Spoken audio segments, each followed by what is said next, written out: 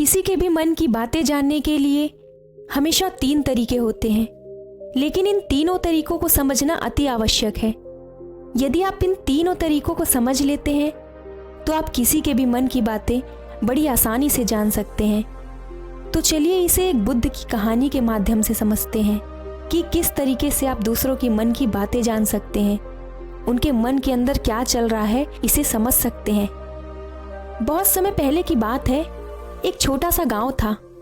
उस गांव में 2 भाई रहा करते थे। बड़ा भाई अंधा था, जिसके कारण वो हमेशा घर पर ही बैठा रहता था, और छोटा भाई खेती किया करता था, लेकिन खेतों में अधिक जानवर आने से पूरी फसलें नष्ट हो जाया करती थी, जिस कारण छोटा भाई बहुत परेशान हो चुका था। तभी उसे एक तरकीब सूझी। एक दिन उसने सोचा, खेतों में से इन जानवरों को भगाने के लिए क्यों ना मैं अपने बड़े भाई की मदद लूं। वैसे भी बड़े भैया अंधे हैं, अगर वो खेत में बैठे रहेंगे और जानवरों की आहट आने पर वो उन्हें जोर जोर से चिल्लाकर भगा सकते हैं, जिससे हमारी फसलें भी बच जाएंगी। ये सब सोच विचार करने के बाद उसने अपने खेत में एक छोटी सी झोपड़ी तैयार की और अपने अंधे भाई को उस खेत में बैठा दिया। छोटे भाई ने कहा, भैया यदि कोई जानवर की आहट आपको सुनाई दे तो आप जोर जोर से चिल्लाना, ये सुनकर वो जानवर वहां से भाग जाएंगे। बड़ा भाई अपने छोटे भाई की बात मान लेता है और उस दिन से ही खेत में रहना शुरू कर देता है। देखभाली करते करते ऐसे कई दिन बीत चुके थे। तभी एक दिन उसके खेत में एक हिरण भागता हुआ आया और वो खेत के बांध को तोड़कर वहां से भाग गया। लेकिन उस हिरण का पीछा करते हुए एक राजा भी उस खेत में आ पहुंचा। तभी राजा की नजर उस अंधे भाई पर पड़ गई। राजा उस व्यक्ति से कहता है, देखो मैं यहाँ पर एक जानवर का पीछा करते हुए आया हूँ, क्या तुमने उस जानवर को यहाँ पर देखा है?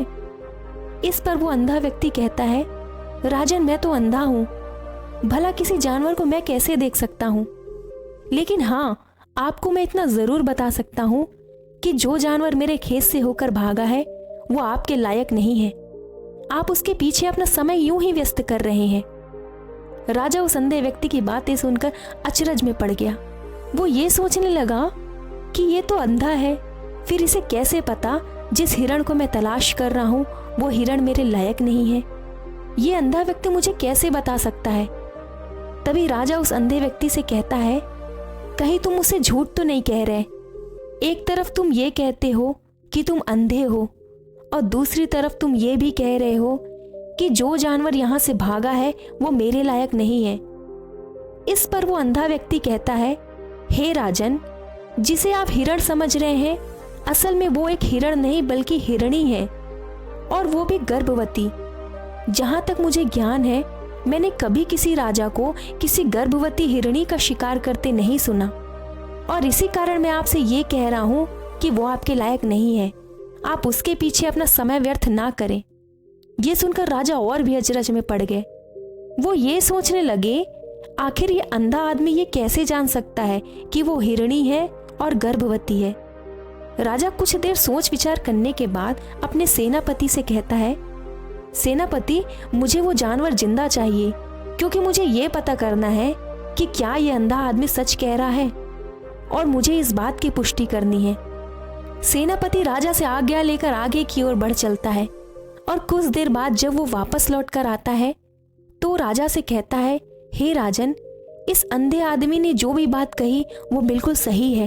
वो एक हिरणी है, और अचंभे की बात यह है कि वो गर्भवती भी है। ये सुनकर राजा आश्चर्यचकित हो गया। उसे समझ नहीं आ रहा था कि आखिर अंधा आदमी ये कैसे पता कर सकता है। ऐसे कई सारे प्रश्न अब राजा के मन में उमड़ने लगे। अब राजा ने यह ठान लिया कि मुझे इस बात की तह तक पहुंचना ही है। ये सोचकर राजा उस अंधे आदमी के पास जाता है और उस आदमी से कहता है, देखो मैं ये तो नहीं जानता कि तुम सचमुच अंधे हो या नहीं, लेकिन मैं तुमसे एक बात जानने आया हूँ। क्या तुम मेरे प्रश्न का सही सही जवाब दोगे? इस पर अंधा व्यक्ति कहता है, हे राजन, आप जो पूछना चाहते हैं पूछ सकते हैं, मैं आपको बिल्कुल सच सच जवाब दूंगा। राजा कहता है, देखो एक तो तुम कहते हो कि तुम अंधे हो और तुमने सारी बातें सच बता दी, लेकिन ये तुम्हें कैसे पता चलता है? तुम्हारे खेत में तो और भी जानवर आते होंगे, यहाँ से गुजरते होंगे, फिर तुमने ये अंदाजा कैसे लगा लिया? तब अंधा व्यक्ति राजा से कहता है, हे राजन, जिस हिरणी का आप पीछा कर रहे थे, वो हिरणी जब मेरे खेत में आई, उसकी रफ्तार और उसके भागने की आहट से मुझे ये एहसास हो चुका था कि ये एक हिरणी है। और मेरे खेत की जो बांध है वो बहुत छोटी है, उसकी ऊंचाई ज़्यादा नहीं है। यदि कोई हिरण होता तो उस बांध को बड़ी आसानी से लांघ जाता, लेकिन वो हिरणी इस बांध को तोड़कर भागी है। और यदि वो इस बांध को छलांग लगाकर पार करने का प्रयास करती तो इससे उसके बच्चे को खतरा होता। इस बात से मैंने पता लगा लिया कि वो गर्भवती है।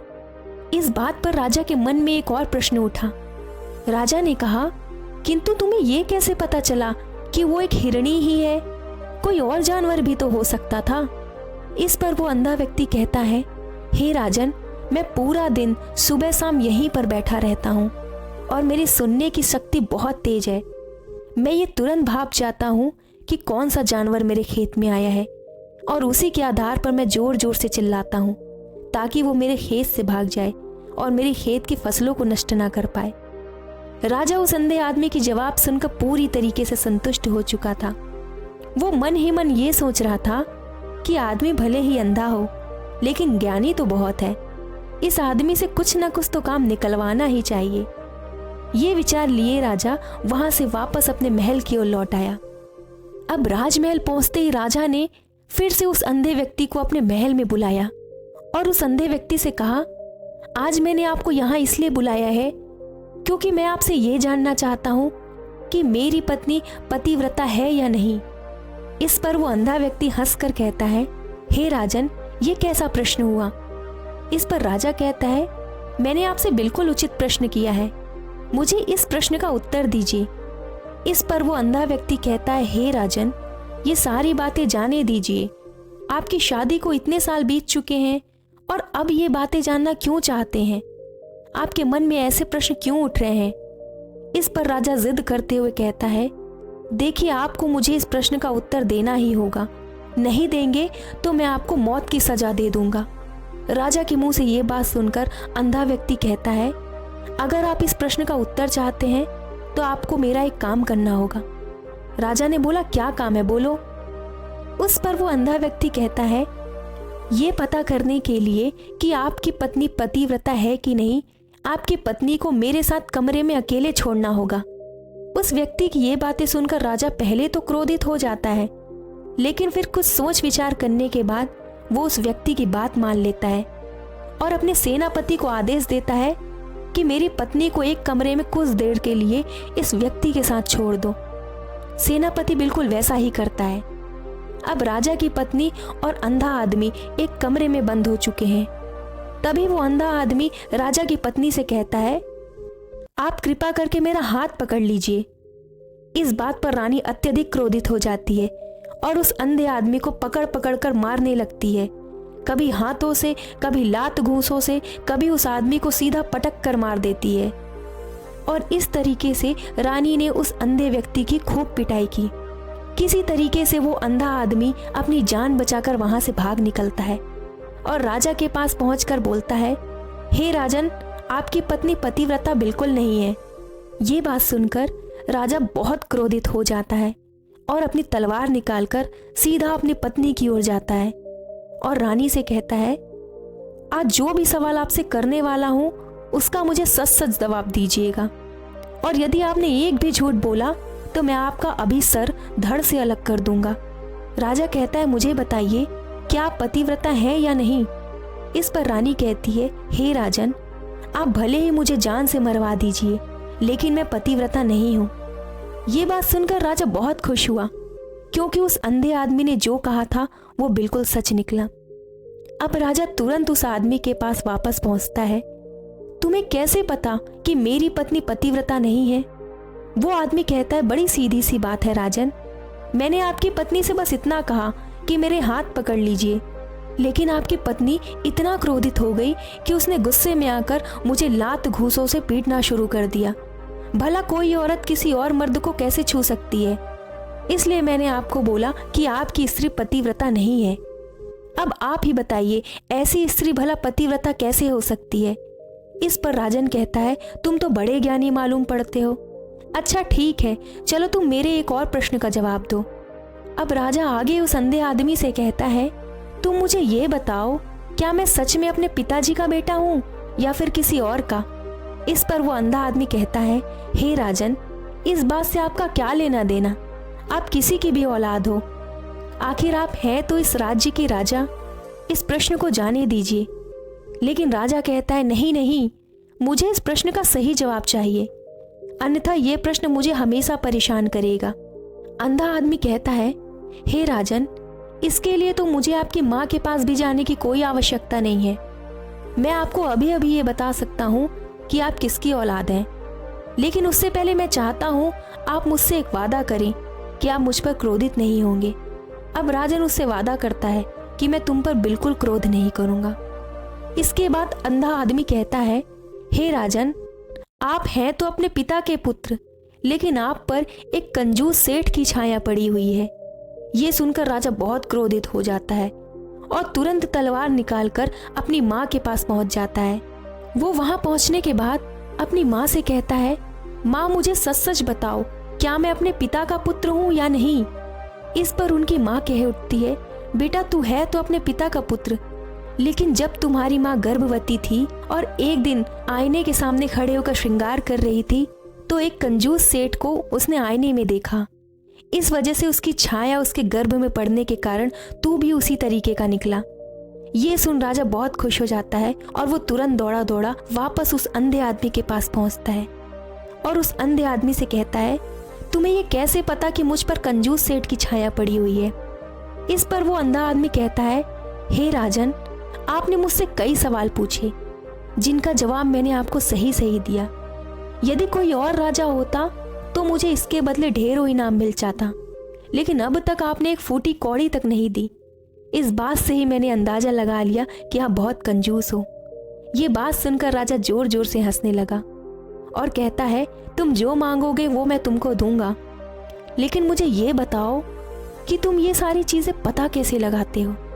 तुम किसी भी बात का इतना सटीक और सही जवाब कैसे दे पाते हो? इस पर अंधा आदमी कहता है, हे राजन, मैं वैसे तो अंधा हूँ, लेकिन मेरी आंखें होती तो मैं किसी का भी मन बड़ी सरलता से जान लेता।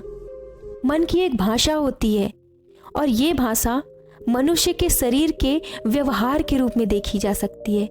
उसकी आंखों से, उसकी क्रियाओं से पता चल सकता है कि उसके मन में क्या चल रहा है।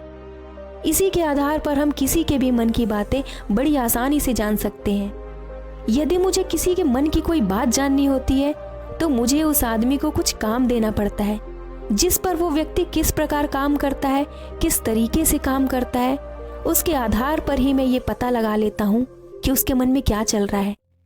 तभी वो राजा कहता है, इसका क्या अर्थ हुआ? मैं भी किसी के मन की बात जान सकता हूँ। इस पर वो अंधा आदमी कहता है, हे राजन, अवश्य आप भी किसी के भी मन की बात जान सकते हैं, किंतु उसके पहले आपको अपने ऊपर काम करना होगा, अपने मन को शांत करना होगा, अपने मन को वर्तमान में लाना होगा। किसी के भी मन की बात जानने के लिए आज मैं आपको 3 तरीके बताने वाला हूँ और ये तीनों तरीके बड़े आसान और सरल हैं, लेकिन इन तरीकों से पहले आपको अपने मन को एकाग्र करना होगा, अपने मन को वर्तमान में लाना होगा। वो अंधा व्यक्ति राजा से कहता है, हे राजन, जो 3 तरीके मैं आपको बताने वाला हूँ, इस तरीकों में बड़ी आसानी से किसी के भी मन की बात जानी जा सकती है। पहला तरीका है किसी व्यक्ति से बात करते वक्त उसकी आंखों में देखना, उसकी आंखों पर ध्यान देना, जो सबसे जरूरी है, क्योंकि आंखें बोलती नहीं पर बहुत कुछ कह जाती है। यदि हम किसी व्यक्ति की आंखों के इशारों को समझना सीख जाएं, हम ये जान पाएंगे कि व्यक्ति के दिमाग में क्या चल रहा है, वो क्या सोच रहा है और अभी वो क्या करने वाला है। मेरे पास आंखें नहीं हैं, लेकिन मैंने अपने गुरु से ये विद्या सीखी है, क्योंकि बहुत साल पहले मेरे पास आंखें थीं और मैं उस वक्त लोगों के मन की बातें केवल उनकी आंखों से ही जान लेता था। किसी के मन की बात जानने का दूसरा तरीका है उसके चेहरे के हाव भाव को देखना। चेहरे के हाव भाव के कारण हम उसके मन की बातें बड़ी आसानी से समझ जाते हैं। कभी कभी कोई व्यक्ति अपने चेहरे से बहुत अलग अलग व्यवहार करता है। यदि आप किसी व्यक्ति के चेहरे में गौर से देखेंगे तो आप आसानी से समझ पाएंगे कि वो व्यक्ति निराश है, जब व्यक्ति बहुत उदास होता है या फिर बहुत खुश होता है, वो अपने अंदर क्या महसूस कर रहा है, ये सारी बातें हम उसके चेहरे के हाव भाव से पता लगा सकते हैं। फिर चाहे इंसान जुबान से कुछ बोले या ना बोले, उसका चेहरा सब कुछ बता देता है। आगे व्यक्ति राजा से तीसरा तरीका बताते हुए कहता है, हे राजन, किसी के मन की बात पहचानने की तीसरी भाषा है उस व्यक्ति के हाथों के इशारों और शरीर का व्यवहार देखना। मन की बात समझने के लिए हमें हाथ के इशारे और शरीर के व्यवहार को समझना बहुत आवश्यक है। कोई व्यक्ति जब बात करता है तो आपने देखा होगा कि वो अपने हाथों को हिलाता रहता है, अपने हाथों से इशारा करता रहता है। इसी से पता चल जाता है कि वो हमारी बातों पर कितना ध्यान दे रहा है और उसके मन में क्या चल रहा है। हाथों का एक दूसरे से मसलना, ऐसी बहुत सी क्रियाएं होती हैं, उस पर हमें ध्यान देना अति आवश्यक है। मन की बात को समझने के लिए हमें शरीर के व्यवहार को भी समझना पड़ता है, और यदि हम इन 3 तरीकों को सही तरीके से अच्छे से समझ लेते हैं तो हम बहुत जल्दी किसी के भी मन की बात बड़ी सरलता से समझ सकते हैं। लेकिन तीनों तरीकों को कारगर करने के लिए आपको सबसे पहले शांत होना पड़ेगा, मन को एकाग्र करना पड़ेगा, मन को सरल करना पड़ेगा और अपने मन को वर्तमान स्थिति में लाना पड़ेगा।